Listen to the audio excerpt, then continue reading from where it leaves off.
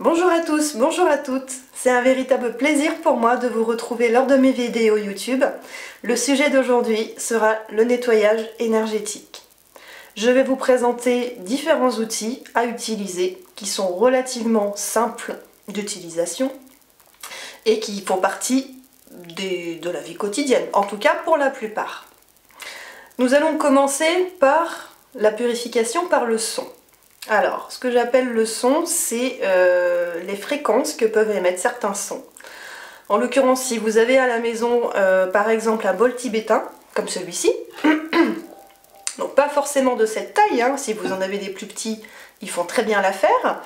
Donc le but du jeu, si vous voulez nettoyer votre pièce, c'est de le faire chanter. Donc je pense que vous savez comment faire. Vous prenez le maillet, vous tapez dessus, vous tournez tout autour du bol. Donc l'idéal quand vous l'utilisez, c'est de partir du centre de la pièce, de commencer à faire chanter et ensuite de circuler dans tous les coins de votre pièce. N'hésitez pas à ouvrir les placards, les tiroirs, de préférence dans le sens des aiguilles d'une montre. Voilà. Et vous faites ça pendant à peu près 5 à 10 minutes. Le son va permettre de remettre en mouvement les énergies stagnantes. Autre possibilité, si vous n'avez pas de bol tibétain, vous pouvez très bien avoir des cloches, des gongs, etc. Si vous n'avez rien de tout ça, vous pouvez très bien utiliser des sons autres, comme par exemple des chants grégoriens que vous pouvez trouver très facilement sur YouTube, des chants grégoriens, des chants religieux, des chants sacrés, amérindiens ou bouddhistes, peu importe, l'idéal est de laisser cette musique de préférence à fond, pas trop à fond si vous avez des voisins qui sont un peu dérangés, mais vraiment une fréquence maximum pendant à peu près 1 heure. Toujours dans le même principe de remettre les énergies en circulation. Ensuite, vous pouvez utiliser de l'encens. Donc au niveau des encens, je vais vous en présenter 3, il y en existe plein, hein, on est d'accord là-dessus, mais je vais vraiment me centrer sur les trois principaux.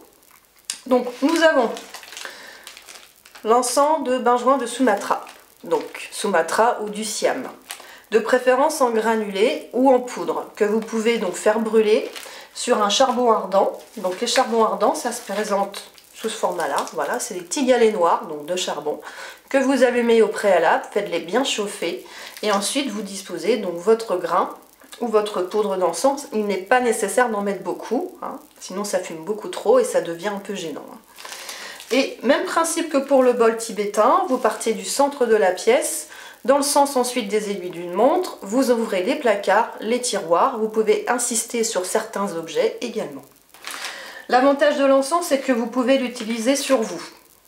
C'est-à-dire que vous pouvez passer l'encens également dans votre rat tout autour de vous. Il en est de même pour le bol tibétain, on est d'accord.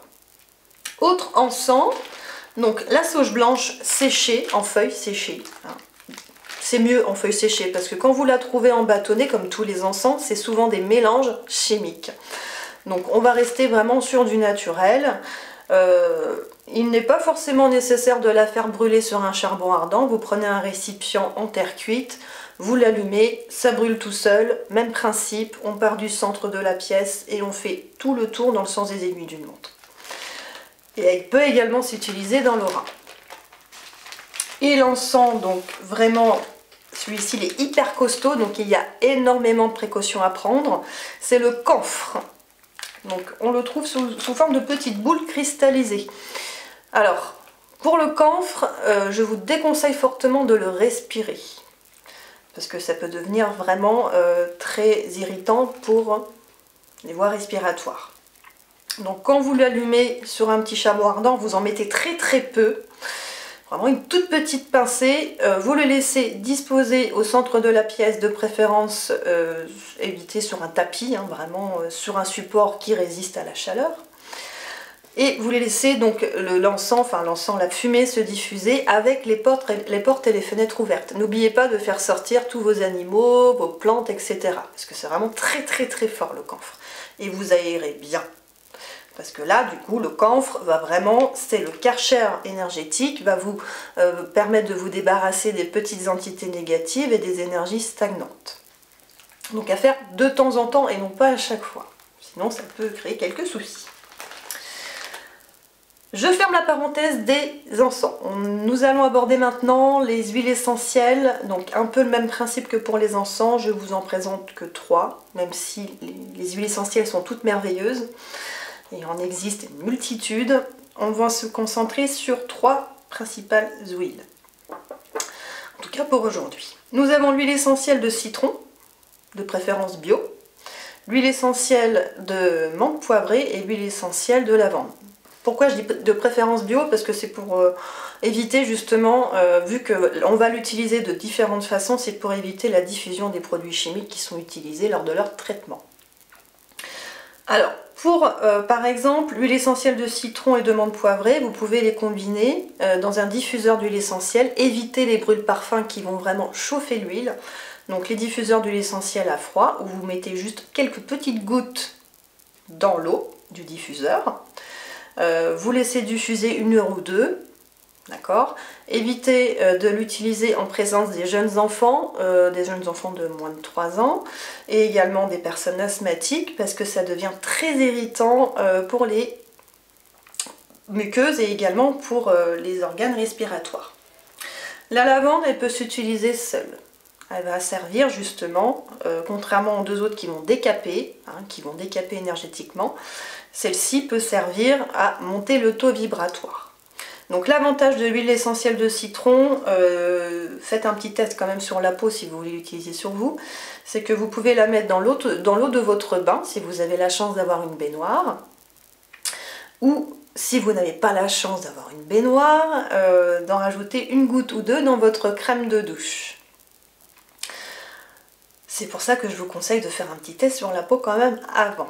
Parce que ça peut être une huile essentielle comme la menthe poivrée qui sont très irritantes également pour la peau.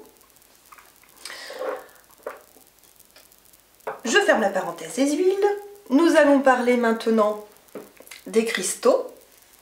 Alors pour les cristaux, même principe, j'en conseille 3. Donc la tourmaline noire. Donc là j'en ai un gros morceau, si vous avez des morceaux qui sont moitié plus petits, ça peut également faire l'affaire.